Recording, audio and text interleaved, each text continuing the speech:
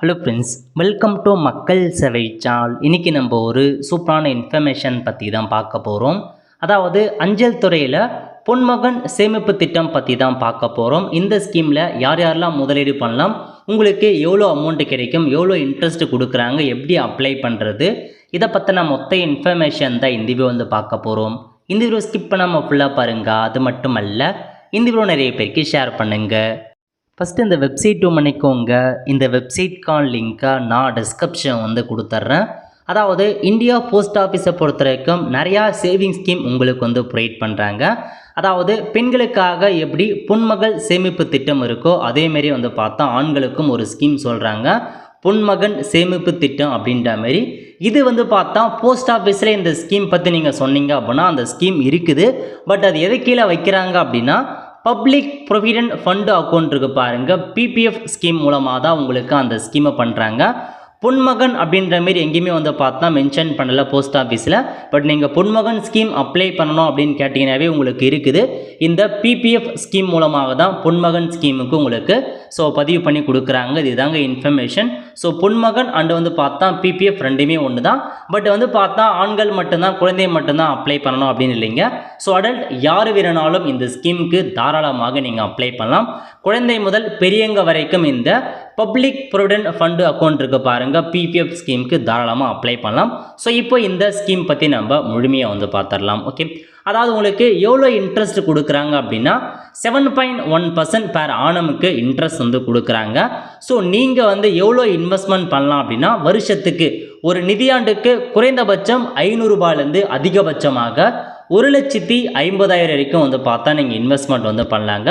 Yearly நீங்கள் investment பண்ணலாம், அல்லது மந்த்லி கூட நீங்கள் இன்வெஸ்ட்மெண்ட் பண்ணலாம், உங்கள் விருப்பம் தான். பட் ஒரு நிதியாண்டுக்கு ஒரு வருஷத்துக்கு மினிமம் 500 ரூபாய் நீங்கள் இன்வெஸ்ட்மெண்ட் பண்ணணும். அதிகபட்சமாக 1,50,000 ரூபாய் வரைக்கும் நீங்கள் இன்வெஸ்ட்மெண்ட் பண்ணலாம் அப்படின்றத உங்களுக்கு சொல்லியிருக்காங்க. யார் இதுக்கு அப்ளை பண்ணலாம் அப்படின்னா ஒரு இந்திய குடிமகனாக ஒரு வயது வந்தவருக்கு மேலே இருக்கவங்க அப்ளை பண்ணலாம். இந்திய குடிமகனாக இருக்கீங்க அப்படின்னா அப்ளை பண்ணிக்கோங்க. வயது ரொம்பவே குறைவாக இருக்குது, மனநிலை சரியில்லாமல் இருக்காங்கன்னா கார்டியனை வச்சு அவங்க பேரண்ட்ஸ் மூலமாக நீங்கள் வந்து அப்ளை பண்ணலாம் அப்படின்னு சொல்லியிருக்காங்க. எங்கே அப்ளை பண்ணலான்னா நாடு முழுவதும் தபால் நிலையத்திலோ அல்லது எந்த வங்கியிலேயோ ஒரே ஒரு கணக்கை மட்டுமே திறக்க முடியும். எனி பேங்க் அல்லது போஸ்ட் ஆஃபீஸ், அதிகபட்சம் போஸ்ட் ஆஃபீஸ்லேயே ஓப்பன் பண்ணுங்கள், அங்கேயே கொடுத்துட்றாங்க. வைப்பு தொகை ஆல்ரெடி பார்த்த மாதிரி தான், குறைந்தபட்சம் 500 ரூபா முதல் அதிகபட்சமாக 1,50,000 வரைக்கும் நீங்கள் இன்வெஸ்ட்மெண்ட் வந்து பண்ணலாங்க. உங்களுக்கு வந்து பார்த்தீங்க அப்படின்னா 80 சிசியின் கீழே வைப்பு தொகை விலக்கு பெற தகுதி இருக்குது. வருமான வரி சட்டத்தின் 80C கீழே உங்களுக்கு விலக்கு இருக்குது அப்படின்றத உங்களுக்கு வந்து சொல்லியிருக்காங்க. நீங்கள் வந்து பார்த்தா உங்களுக்கு கணக்கை நிறுத்துதல், ஒருவேளை அக்கௌண்ட்டை நீங்கள் க்ளோஸ் பண்ணுறீங்க அப்படின்னா அதை பற்றி சொல்லியிருக்காங்க. நீங்கள் வருஷம் கட்டிட்டு வரீங்க, ஏதாச்சும் ஒரு வருஷம் நீங்கள் கட்டாமல் விட்டாலும் உங்களுடைய பிபிஎஃப் கணக்கு நிறுத்தப்படும் அப்படின்னு சொல்லியிருக்காங்க. திருத்தப்பட்ட கணக்குகளில் கடன் திரும்ப பெறும் வசதி இல்லை அப்படின்றதையும் மென்ஷன் பண்ணியிருக்காங்க. ஒருவேளை நீங்கள் மிஸ் பண்ணுறீங்க அப்படின்னா ஒவ்வொரு தடவை நீங்கள் தவறியதுக்கும் சேர்த்து 50 ரூபாய்க்கான இயல்பு நிலை கட்டணம் செலுத்தி நீங்கள் ரெனியூவல் பண்ணலாம் அப்படின்றதையும் உங்களுக்கு சொல்லியிருக்காங்க. அதுக்கப்புறம் வட்டியை பொறுத்த வரைக்கும் வருஷம் வட்டி விகிதத்தில் மாற்றம் ஏற்படும். இப்போதைக்கு 7.1% இந்த பிபிஎஃப்ல உங்களுக்கு வட்டி வீதம் வந்து கொடுக்குறாங்க. இந்த கணக்கை நீங்கள் எப்போ முடிக்கலாம் அப்படின்னா 15 வருஷம், நீங்கள் வந்து பார்த்தா 15 வருஷத்துக்கு அப்புறம் இந்த அமௌண்ட் வந்து மெச்சூர் ஆகும் அப்படின்றத சொல்லியிருக்காங்க. இதில் கொடுத்துருக்காங்க பாருங்கள், 5வது நாள் முடிவிலிருந்து மாத இறுதிக்குள் கணக்கில் உள்ள மிக குறைந்த இருப்பு காலாண்டர் மாதத்துக்கான வட்டி கணக்கிடப்படும் அப்படின்றத உங்களுக்கு வந்து சொல்லியிருக்காங்க. நெக்ஸ்ட்டு கடன் பற்றி கொடுத்துருக்காங்க பாருங்கள். அதாவது இப்போ நீங்கள் இந்த கணக்கை ஓப்பன் பண்ணுறீங்க அப்படின்னா 5 வருஷம் ஃபஸ்ட் இயரை தவிர்த்துட்டு அதுக்கு அடுத்த 5 வருஷத்துக்கு அப்புறம் கடன் பெறலாம், இதை வச்சு நீங்கள் கடன் பெறலாம் அப்படின்றத உங்களுக்கு வந்து சொல்லியிருக்காங்க. அதேமாரி வந்து பார்த்தீங்கன்னா 25% வரைக்கும் கடன் பெறலாம். நீங்கள் கொடுத்த அமௌண்ட்லேருந்து 25% வரைக்கும் உங்களுக்கு வந்து கடன் கொடுக்கப்படும் அப்படின்றதையும் சொல்லியிருக்காங்க. அதுக்கப்புறம் உங்களுக்கு வந்து பார்த்தீங்கன்னா முதல் கடனை திருப்பி செலுத்தப்படாதவரை 2வது கடன் வழங்கப்பட மாட்டாது. கடன் பெற்ற 36 மாதங்களுக்குள் கடன் திரும்பி செலுத்தப்பட்டால் ஆண்டுக்கு 1% கடன் வட்டி விகிதம் பொருந்தும் அப்படின்றதையும் சொல்லியிருக்காங்க. அதாவது நீங்கள் இன்வெஸ்ட் பண்ணுற அமௌண்ட்லேருந்தே நீங்கள் கடன் வாங்கிக்கலாம், அதுக்கான ஆப்ஷன்ஸும் இருக்குது. நெக்ஸ்ட்டு திரும்ப பெறுதல், உங்களுக்கான அமௌண்ட்டை நீங்கள் எப்போ திரும்ப பெறலாம் அப்படின்னா அதை பற்றியும் கொடுத்துருக்காங்க. கணக்கு திறக்கப்பட்ட ஆண்டை தவிர்த்து 5 ஆண்டுகளுக்கு பிறகு ஒரு சந்தாதாரர் ஒரு நிதியாண்டில் ஒரு முறை மட்டும் பணம் எடுக்கலாம் அப்படின்றத சொல்லியிருக்காங்க. 5 வருஷத்துக்கு அப்புறம் ஒரு தடவை நீங்கள் எடுத்துக்கலாம் அப்படின்றதையும் சொல்லியிருக்காங்க. அதுக்கப்புறம் முதிர்வு காலம் பற்றி கொடுத்துருக்காங்க. அதாவது 15 வருஷத்துக்கு அப்புறம் உங்களுக்கான கணக்கு மெச்சூர் ஆகுங்க. 15 வருஷத்துக்கு அப்புறம் மொத்த அமௌண்ட்டு வட்டியோடு நீங்கள் எடுத்துக்கலாம். ஸோ ஒருவேளை உங்களுக்கு வந்து இன்னும் எனக்கு எக்ஸ்டெண்ட் ஆகணும் அப்படின்னா இன்னொரு 5 வருஷத்துக்கு வந்து எக்ஸ்டெண்ட் பண்ணுறோம் அப்படின்ட்டு சொல்லியிருக்காங்க. அதையும் ஒரு நல்ல விஷயம் தான், 5 வருஷத்துக்கு எக்ஸ்டெண்ட் பண்ணுறாங்க. அதுக்கப்புறம் என்ன கொடுத்துருக்காங்க அப்படின்னா, ஸோ நடுவுலே உங்களுக்கு வந்து எனக்கு கணக்கை நான் முடிக்க போகிறேன் அப்படின்னா அதுக்கும் அப்டேட் கொடுத்துருக்காங்க. கணக்கு திறக்கப்பட்ட ஆண்டின் இறுதியிலிருந்து 5 ஆண்டுகளுக்கு பிறகு பின்வரும் நிபந்தனைகளுக்கு உட்பட்டு முன்கூட்டியே உங்களுக்கான கணக்கை க்ளோஸ் பண்ணலாம் அப்படின்னு சொல்லியிருக்காங்க. இதன் காரணமாகனா ஸோ கணக்கு வச்சிருப்பவங்களுடைய மனைவி அல்லது சார்ந்திருக்கும் குழந்தைகளுக்கு ஏதாச்சும் ஆபத்தான நோய் இருக்குது, அதனால் அமௌண்ட் வேணால் நீங்கள் முன்கூட்டியே க்ளோஸ் பண்ணிக்கலாம். கணக்கு வைத்திருப்பவர் அல்லது காத்திருக்கும் குழந்தைய உயர்கல்வியின் போது ஏதாச்சும் நீங்கள் படிப்பதற்கு தேவைப்படுது, அதனால் முன்கூட்டியே நீங்கள் எடுத்துக்கலாம். இந்த மாதிரி ஒரு சில ஆப்ஷன்லாம் கொடுத்துருக்காங்க. ஸோ செக் பண்ணி பார்த்துட்டு இதுக்கான இன்ஃபர்மேஷனை பண்ண பாருங்கள். ஸோ பிபிஎஃப் தான் உங்களுக்கு பொன்மகனுக்கான ஒரு சேமிப்பு திட்டமாக கொண்டு வந்திருக்காங்க. ரெண்டுமே ஒரே ஸ்கீம் தாங்க. இதுக்கு குழந்தைகள் மட்டுமல்லாது திரும்பவும் சொல்கிற யார் வேணாலும் இந்த கணக்கு நீங்கள் வந்து தூங்கலாம். 7.1% இன்ட்ரெஸ்ட் கொடுக்குறாங்க. நல்ல ஒரு ஸ்கீம் தாங்க, நீங்கள் வந்து செக் பண்ணி பார்த்துக்கோங்க. எல்லாமே டீட்டெயில்ஸாக கொடுத்துருக்காங்க. கசட் 2019 அறிவிச்சிருக்காங்க இந்த ஸ்கீம் பற்றி. அது எல்லாமே கசட்லேயே தெளிவாக வெளியிட்டிருக்காங்க. நீங்கள் செக் பண்ணி பார்த்துக்கோங்க. லிங்க்கும் வந்து பார்த்தா இதிலே கொடுத்துருக்காங்க. ஓகே, அடுத்த கட்டமாக ஃபார்ம்ஸ், உங்களுக்கு அக்கௌண்ட் ஓப்பன் பண்ணுறதுக்கு ஃபார்ம்ஸ் கொடுத்துருக்காங்க. அந்த அக்கௌண்ட்டு மெச்சூரிட்டி ஆனதுக்கப்புறம் க்ளோஸ் பண்ணுறதுக்கான ஃபார்ம் இருக்குது. இந்த மாதிரி இகேவைசி பண்ணுறதுக்கான ஃபார்ம் எல்லாமே கொடுத்துருக்காங்க. அக்கௌண்ட் ஓப்பனிங் இதாங்க. இதில் போய்ட்டு நீங்கள் புதுசாக அக்கௌண்ட் ஓப்பன் பண்ணணும்.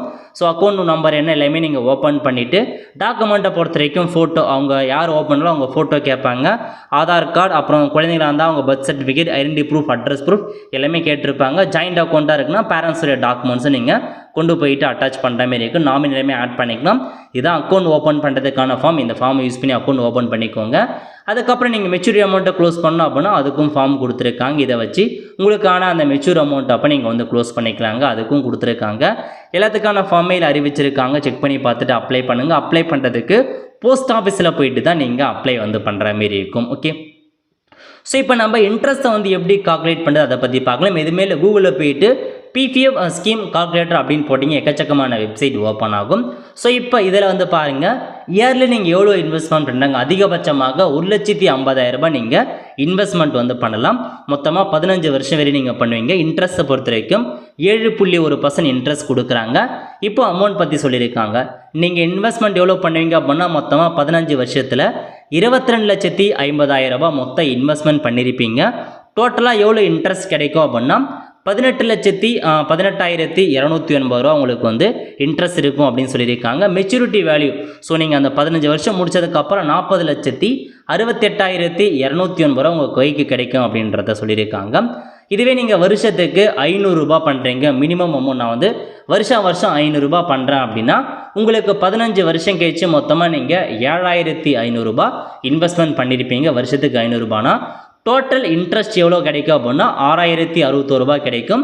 ஸோ மெச்சூர் வேல்யூ 15 வருஷம் கழிச்சு உங்களுக்கு 13,561 ரூபாய் வந்து கிடைக்குங்க. ஸோ இதுவே நீங்கள் இயர்லி வந்து ஒரு 10,000 ரூபாய் இன்வெஸ்ட்மெண்ட் பண்ணுறீங்க அப்படின்னு வச்சுக்கலாம். ஸோ 10,000 ரூபாய் இன்வெஸ்ட்மெண்ட் பண்ணுறீங்க அப்படின்னா வருஷத்துக்கு இன்வெஸ்ட்மெண்ட் அமௌண்ட் மொத்தமாக நீங்கள் 1,50,000 ரூபாய் இன்வெஸ்ட்மெண்ட் பண்ணியிருப்பீங்க. எவ்வளோ இன்ட்ரெஸ்ட் கொடுக்குறாங்க அப்படின்னா 1,21,000 ரூபாய் கொடுக்குறாங்க. மெச்சூரிட்டி அமௌண்ட் உங்களுக்கு கடைசியாக 2,71,000 ரூபாய் உங்களுக்கு வந்து கிடைக்குங்க. ஸோ இன்ட்ரெஸ்ட்டை பொறுத்த வரைக்கும் நீங்கள் கட்டுற அமௌண்ட்டுக்கு ஈக்குவலாகவே இன்ட்ரெஸ்ட் அமௌண்ட் கிடைக்குது. ஸோ நீங்கள் செக் பண்ணி பார்த்துட்டு விருப்பம் இருக்கவங்க இந்த ஸ்கீம் மூலமாக நீங்கள் வந்து ஜாயின் பண்ணிக்கோங்க.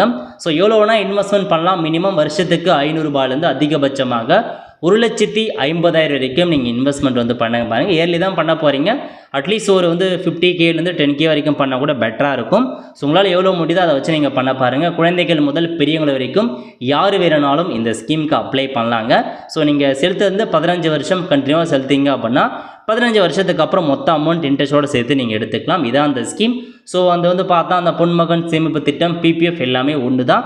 ஸோ போஸ்ட் ஆஃபீஸில் செக் பண்ணி கேட்டுட்டு தான் இன்ஃபர்மேஷன்ஸை கொடுக்குறோம். ஸோ பொன்மகன் இருக்குது, பட் பிபிஎஃப்பில் தான் அதுக்கான இது போடுவோம். 7.1 தான் இன்ட்ரெஸ்ட் கொடுப்போம் அப்படின்ட்டு தெளிவாக தான் கொடுத்துட்டாங்க. ஸோ நார்மலாக சொல்கிற மாரி அவங்களுக்கு வந்து 9 சம்திங் இன்ட்ரெஸ்ட்லாம் எங்கேயுமே இல்லைங்க. இதுதான் பேசிக்காக இந்த ஸ்கீமுக்கான மொத்த இன்ஃபர்மேஷன். ஸோ செக் பண்ணி பார்த்துட்டு விருப்பம் இருக்கவங்க நீங்கள் வந்து இந்த சேமிப்பு திட்டத்திலேருந்து பயனடைய பாருங்கள். நிறைய பேருக்கு இந்த இன்ஃபர்மேஷன் தெரியப்படுத்துங்க, அவங்களுக்கு ஹெல்ப்ஃபுல்லாக இருக்கும். அவ்வளோதான் ஃப்ரெண்ட்ஸ், கண்டிப்பாக இந்த பிடிச்சா லைக் பண்ணுங்கள். அது மட்டும் அல்ல, இந்த வீடியோ நிறைய பேருக்கு ஷேர் பண்ணுங்கள். அடுத்து ஒரு நிலையில் சந்திப்போம். நன்றி, வணக்கம்.